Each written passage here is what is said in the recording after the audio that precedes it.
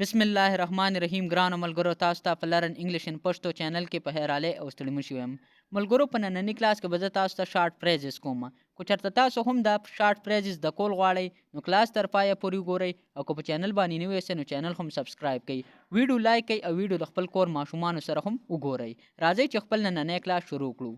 پهلنې فریز موږ سره سره سو بس ټیک ټاک کو موږ چرته یو کس وی چې بس ټیک ټاک صورتحال یا بس زه ټیک ټاک یم یا دا شی ټیک ټاک دی نو په انګلیش کې به ورته وي سو فالو می زما شاته راځه کو موږ چرته یو کس وی چې زما شاته راځه یا زه چې کوم کار کوم هغه ته هم کوه نو په انګلیش کې به ورته وي فالو می اټس اوکے څه خبره نه ده کو موږ چرته یو غلط کار وکړو یا یو بل کس غلط کار وکړي او موږ ورته وي چې هیڅ خبره نه ده نو په انګلیش کې به ورته وي اټس اوکے فوټ آن واچوه کو موږ چرته یو کس وي چې بوټان واچوه نو په انګلیش کې به ورته وي فوټ آن انجوای یور سیلف مزې کوه کو موږ چرته یو کس وي چې مړه ګرځه مزې کوه نو په انګلیش کې به ورته وي انجوای یور سیلف ټو مچ ډیره زیاته کو موږ چرته یو کس وي چې لکه دا شی خو ډیر زیات دی یا ډیره زیاته ده نو په انګلیش کې به ورته وي ټو مچ چیر اپ خوشاله شه کو موږ چرته یو کس وي چې خوشاله شه په دې شیز باندې نو په انګلیش کې به ورته وي چیر اپ ډونټ باتر تکلیف مکوه کو موږ چرته یو کس ته وي چې لکه دومره تکلیف مکوه نو په انګلیش کې به ورته وي ډونټ باتر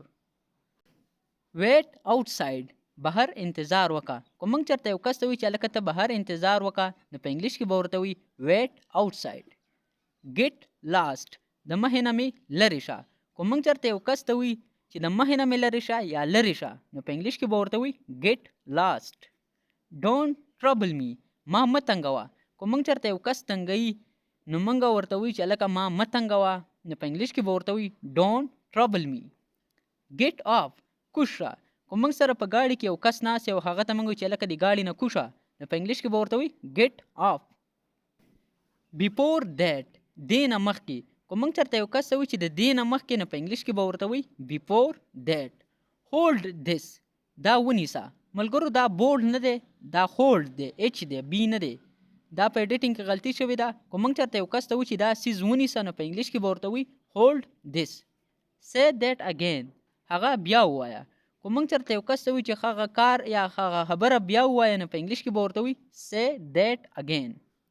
چوز ون یو خوښ کړه کو موږ سره ډیر څیزونه راسي او موږ یو کس ته وي چې هلکه دې کې ځان له یو څیز خوښ کړه نو په انګلیش کې به ورته وي چوز ون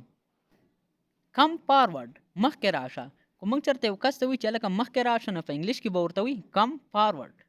بریک اټ دا مات کړه کو موږ سره یو شیز راسي او موږ یو بل کس ته وي چې لکه دا شیز مات کړه نو په انګلیش کې به ورته وي بریک اټ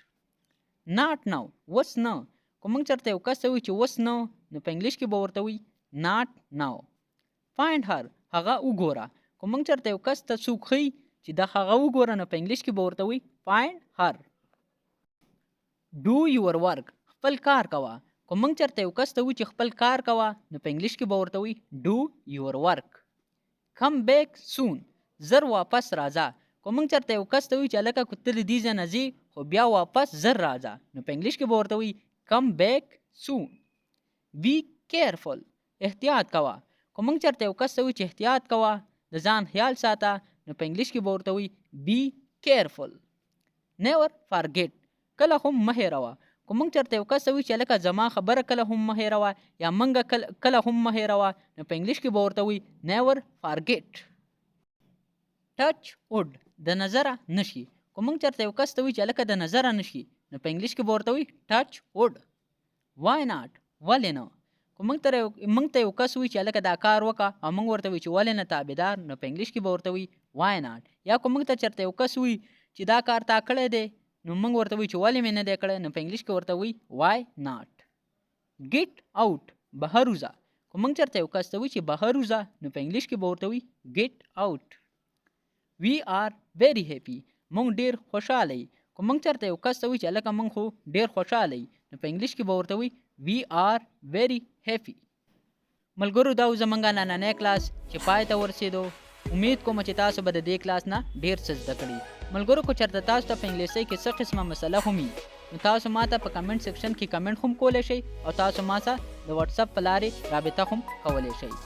ملګرو زمونږ کلاس پای ته ورسېدو انشاءالله تاسو سره به په یو بل نوي کلاس کې ملاقات کیږي تر هغې وخته پورې ماله اجازت راکئ د خپل ځان ډېر خیال ساتئ او ما په دواګانو کې هم یاد ساتئ د الله په امان